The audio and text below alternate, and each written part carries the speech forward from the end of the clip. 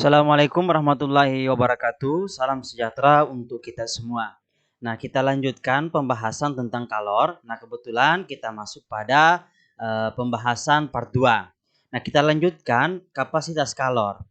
Jadi, untuk membedakan benda satu dengan benda lain berdasarkan seberapa besar perubahan suhu apabila diberikan energi kalor, maka kita mendefinisikan sebuah besaran yang kemudian kita berikan nama kapasitas kalor.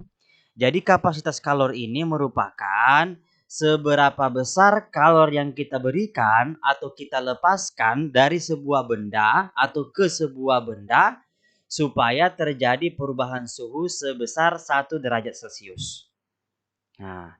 Nah, dari persamaan ini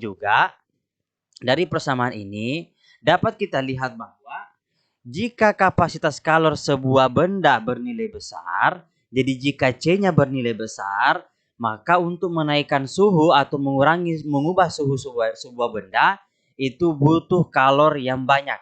Itu yang pertama. Yang kedua, sebaliknya, jika kapasitas kalor sebuah benda bernilai kecil, maka cukup diperlukan kalor sedikit saja untuk mengubah suhu benda. Nah, sekarang pertanyaannya, apa yang mempengaruhi kapasitas kalor itu? Ya, apakah memang sifat dari sebuah zat atau benda yang dipanaskan atau besaran lain?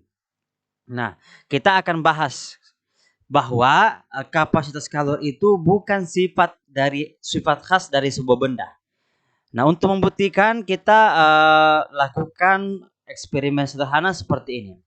Kita masukkan air ke dalam sebuah panci, lalu kita tempatkan di atas kompor yang menyala. Nah, ini kita lakukan berkali-kali dengan jumlah air yang berbeda-beda atau jumlah massa air yang berbeda. Tetapi jangan lupa untuk mengukur suhu air sebelum ditempatkan di atas kompor dan suhu saat melakukan pemanasan. Maka dari sini dapat kita peroleh informasi bahwa pemanasan lebih lama bermakna pemberian kalor lebih banyak. Jadi kalau makin lama kita panasi, berarti tentu kalor yang kita berikan itu lebih banyak. Jadi untuk menaikkan suhu sebesar 1 Celcius, air yang lebih banyak memerlukan kalor lebih banyak. Jelas ya? Jadi kalau masanya lebih besar, tentu lebih lama kita memanaskan agar terjadi kenaikan suhu. Ya, seperti itu. Jadi kalor yang diperlukan untuk menaikkan suhu air sebesar 1 derajat Celcius itu merupakan definisi kapasitas kalor. Apa kesimpulannya? Yang pertama, kapasitas kalor suatu zat makin besar jika massa zat makin besar. Jadi dipengaruhi lagi oleh massa zatnya. Nah, kapasitas kalor itu bukan merupakan besaran yang khas, ya. Bukan dipengaruhi oleh bendanya, tetapi dari massanya. Kemudian zat yang sama memiliki kapasitas kalor yang berbeda jika massanya berbeda. Jadi zatnya sama, kapasitas kalornya akan berbeda jika massanya berbeda. Nah, kemudian selanjutnya, zat yang berbeda dapat memiliki kapasitas kalor yang sama jika memiliki perbandingan massa tertentu. Jadi, tidak selamanya zat yang sama memiliki kapasitas kalor yang sama, tidak selamanya. Bisa zat yang berbeda dengan catatan perbandingan massanya, ya ada perhitungan tersendiri. Nah, seperti itu. Jadi jelas ya tentang kapasitas kalor ini. Kemudian kita bahas kalor jenis. Nah, kalor jenis. Ini ada tabel yang saya tampilkan. Tabel ini adalah kalor yang diperlukan untuk menaikkan suhu air, besi, aluminium sebesar 1 derajat Celcius. Coba lihat, jadi air, besi, aluminium. Jadi seberapa besar kalor yang kita berikan dalam bentuk kilokalori untuk menaikkan suhunya menjadi 1 Celcius untuk 3 jenis benda yang berbeda. Nah, jumlah massa masing-masing zat berbeda-beda. Jadi kita buat massanya berbeda-beda, 2, 5, 20 dan seterusnya. Nah, perhatikan kolom paling kanan dalam tabel. Kolom paling kanan dalam tabel. Nah, ini ya. Coba kita lihat. Kita baca dulu dari atas. Kapasitas kalor dibagi massa selalu sama nilainya untuk zat yang sama. Jadi kapasitas kalor dibagi massa selalu sama nilainya untuk zat yang sama. Berapapun massa zat, maka perbandingan kapasitas kalor dengan jumlah massa selalu tetap. Apa kesimpulannya?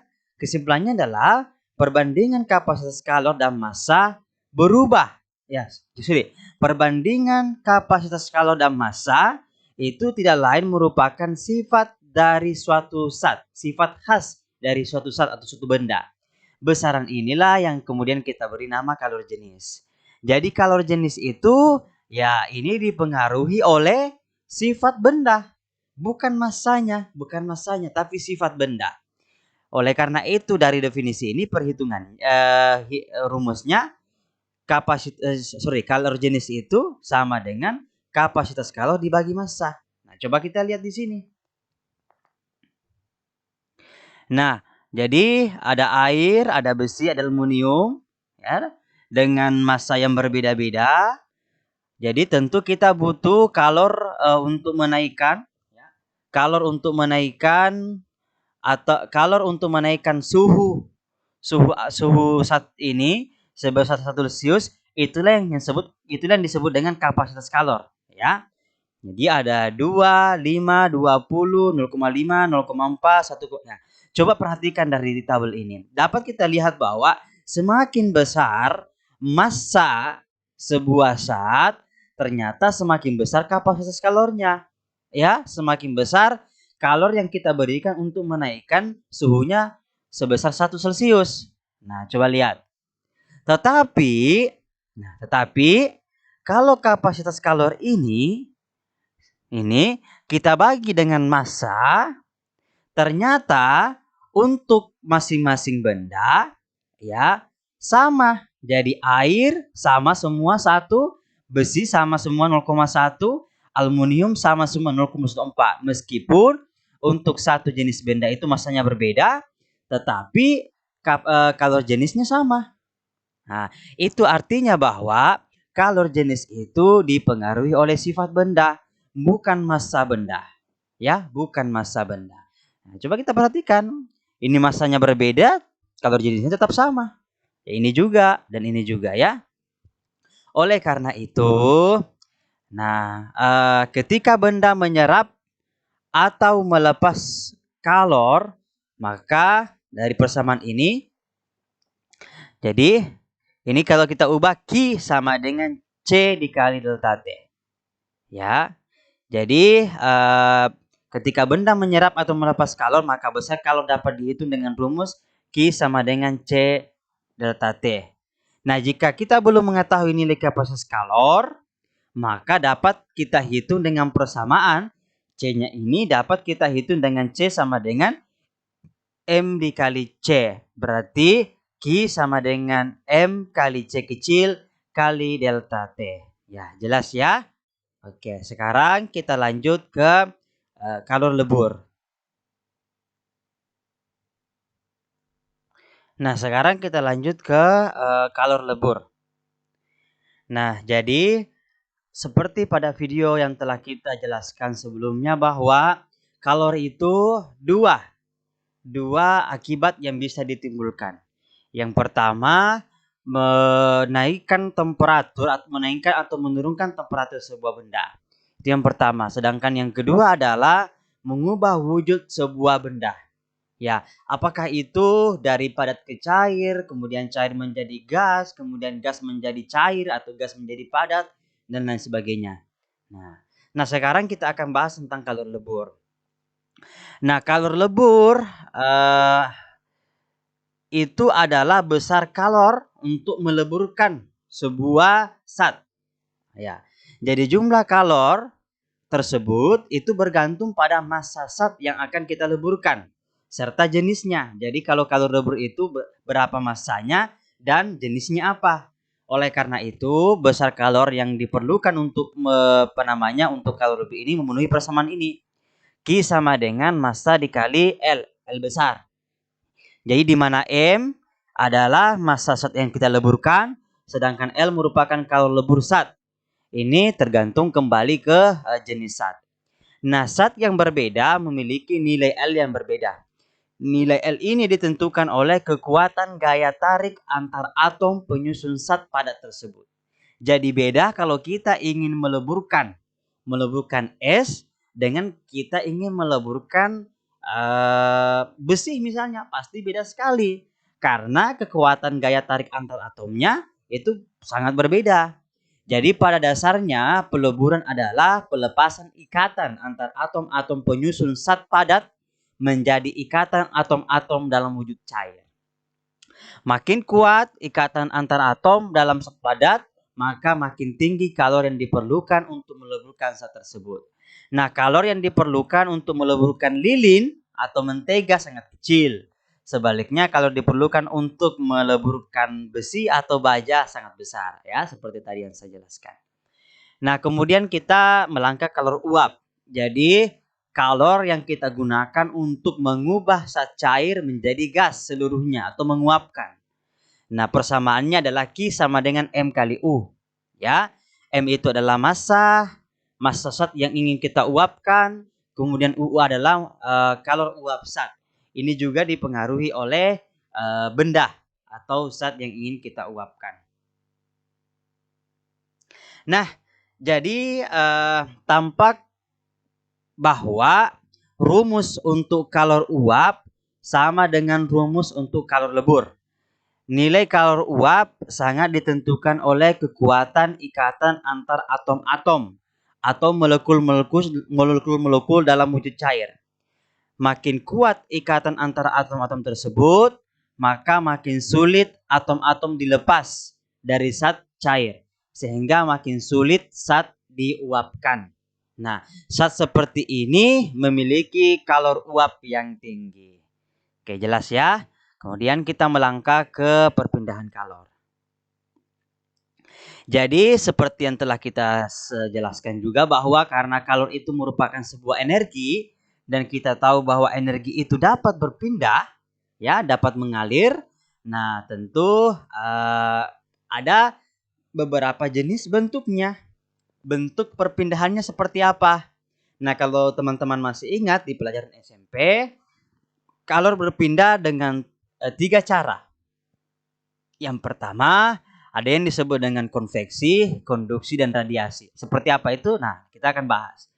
Jadi kalor itu berpindah dari benda yang bersuhu tinggi ke suhu bersuhu rendah. Nah, perpindahan kalor ini berhenti ketika suhu keduanya setimbang. Jadi kalau misalnya kita pegang sesuatu yang lebih panas, kalor akan berhenti kalau suhunya setimbang. Suhu antara kita dengan si benda itu sama. Seperti itu. Jadi selama ada perbedaan suhu, maka kalor selalu berpindah hingga tercapai kesetimbangan panas. Para ahli akhirnya menyimpulkan bahwa hanya ada 3 cara perpindahan kalor, yaitu konduksi, konveksi, kemudian radiasi. Nah, apa itu konduksi? Konduksi misalnya gini, teman-teman. Ini ada api, sumber panas ya, sumber kalor. Kemudian kita punya besi. Yang ujungnya ini kita letakkan. Ujungnya ini kita letakkan di api dan ujung satunya kita pegang. Pasti kita akan merasakan panas ya. Ya. Jadi ini disebut dengan konduksi. Konduksi itu adalah perpindahan kalor dari satu tempat ke tempat lain melalui benda. Tetapi selama kalor itu berpindah, tidak ada bagian benda ini yang ikut pindah, ya. Jadi tidak ada bagian ataupun atom atau molekul penyusun benda ini yang ikut berpindah. Nah, ketika ujung zat dipanaskan, yang terjadi adalah elektron-elektron pada bagian yang dipanaskan itu akan bergerak lebih kencang. Jadi elektron di bagian sini akan bergerak lebih kencang sehingga memiliki energi kinetik yang lebih besar. Akibatnya apa? Elektron berimigrasi. Jadi elektronnya berimigrasi ke lokasi yang memiliki energi kinetik lebih rendah, ke bagian sini, ya. Sini atau bagian zat yang lebih dingin. Migrasi inilah yang menyebabkan tumbukan elektron yang berenergi tinggi dengan elektron yang berenergi rendah. Sehingga elektron yang punya energi rendah itu akan menerima transfer energi. Nah, inilah yang mengakibatkan elektron itu mengalami kenaikan suhu, dan begitu seterusnya sampai dia di ujung, ya, sampai dia di ujung. Jadi peristiwa ini mempresentasikan bahwa perambatan kalor secara konduksi. Nah, ukuran kemampuan zat menghantarkan kalor itu yang kita kenal dengan konduktivitas panas.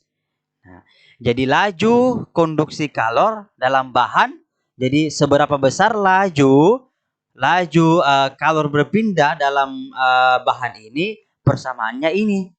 Q sama dengan Ka, ya, perubahan temperatur dibagi dengan panjang benda dibagi dengan D-nya, ya, dibagi dengan D-nya. Nah, apa saja besaran ini?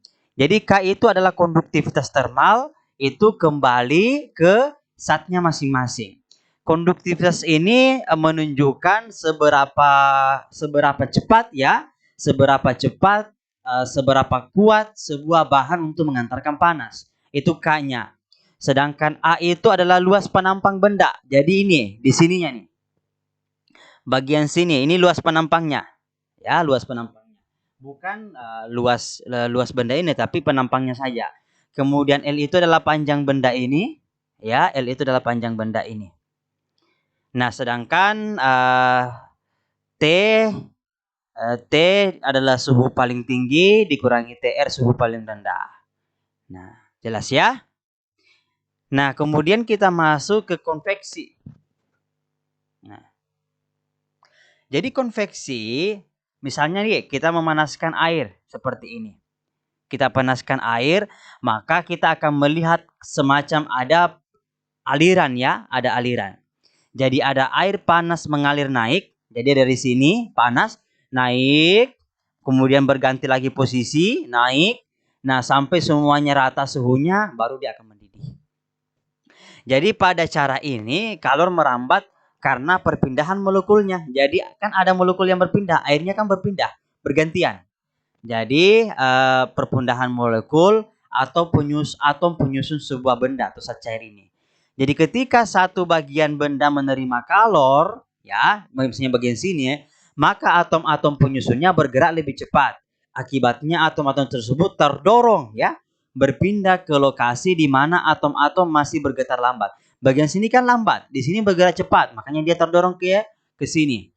Nah, perpindahan atom yang telah bergerak cepat membawa energi kalor. Jadi atom yang berpindah tadi membawa energi kalor. Dengan demikian terjadi perpindahan kalor dari lokasi yang bersuhu tinggi ke lokasi yang bersuhu rendah. Nah, ketika yang dipanaskan, jadi fluida yang dipanaskan akan memuai. Karena kenapa? Massa tidak berubah. Maka massa jenis fluida yang mengecil. Akibatnya fluida tersebut akan bergerak ke atas. Ya kan massa jenisnya mengecil. Jadi fluidanya naik ke atas. Nah, sedangkan benda yang massa jenis lebih kecil kan berada di lapisan atas, sedangkan yang massa jenisnya besar di lapisan bawah. Nah, jika air dan minyak dicampur, ya, maka minyak pada akhirnya berada di lapisan atas karena massa jenisnya lebih kecil daripada air. Seperti itu, ya. Jadi, fluida yang berada di atas dan bersuhu lebih rendah memiliki massa jenis lebih besar. Fluida yang berada di atas dan bersuhu lebih rendah memiliki massa jenis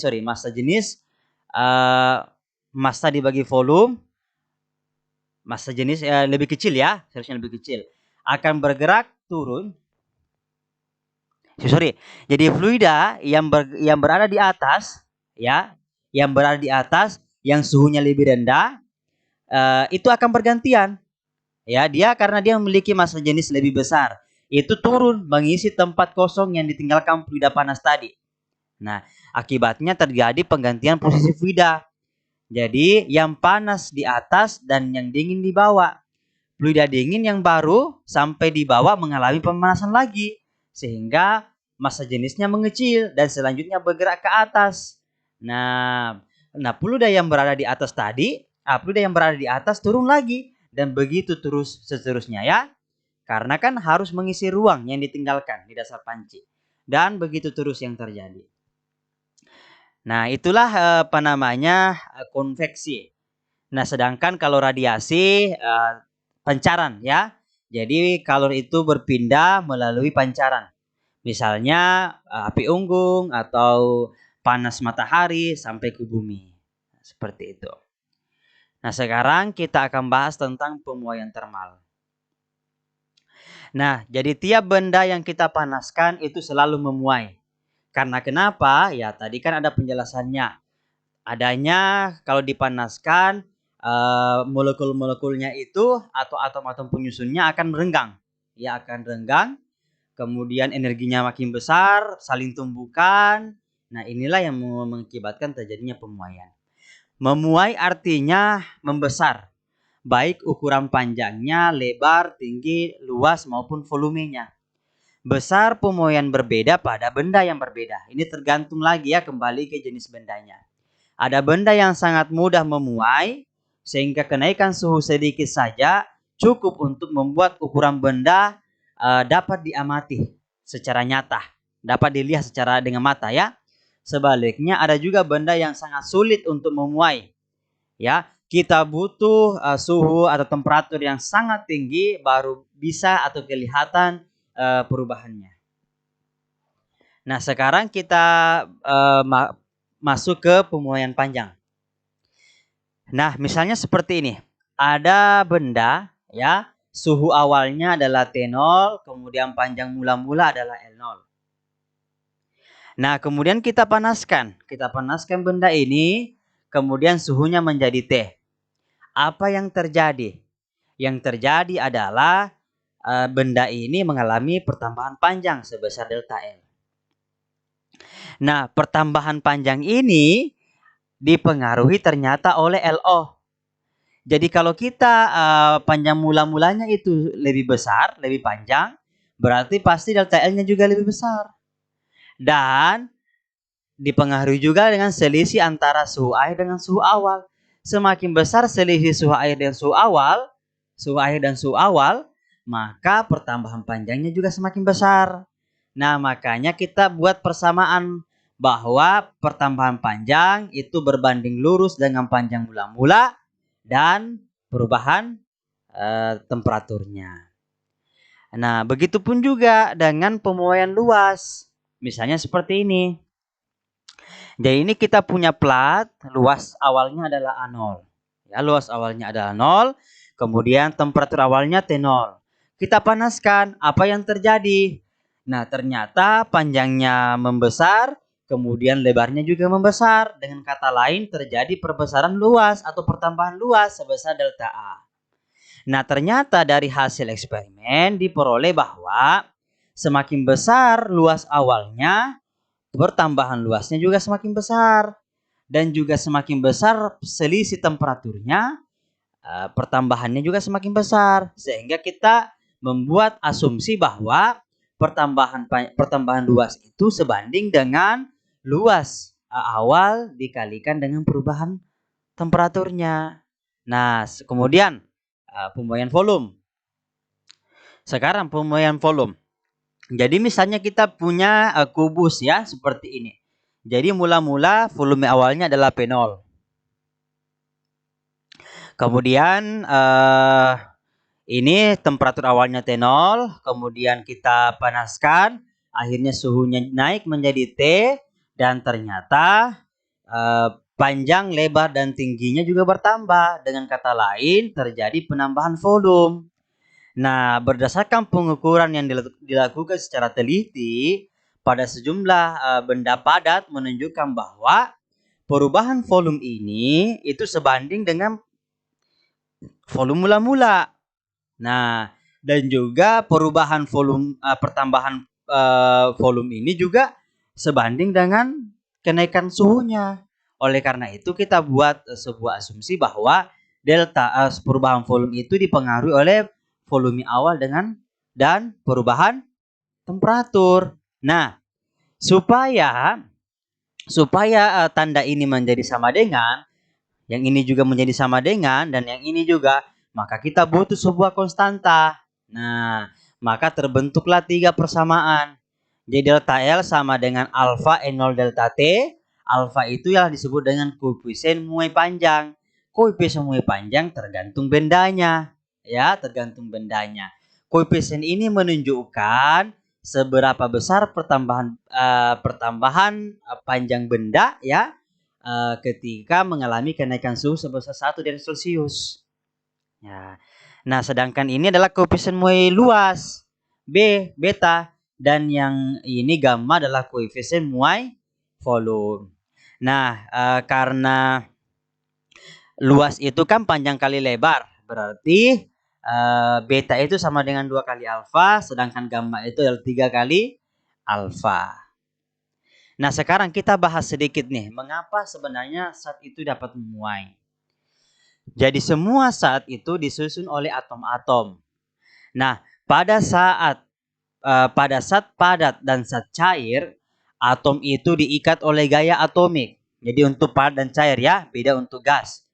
Diikat oleh gaya atomik atau gaya antar atom sehingga dapat berkumpul. Nah, makanya untuk padat dan cair itu lebih teratur. Selisihnya atau jaraknya adalah 0. Jadi pada saat bersamaan atom-atom itu bergetar di sekitar posisi kesetimbangan. Misalkan pada suhu T0, jarak rata-rata antar atom itu misalnya A0. Nah, ketika suhu kita naikkan, terjadi getaran-getaran atom yang makin kencang. Akibatnya, getaran ini mulai melawan gaya tarik antar atom sehingga jarak rata-rata antar atom mengalami penambahan. Ya, mengalami penambahan.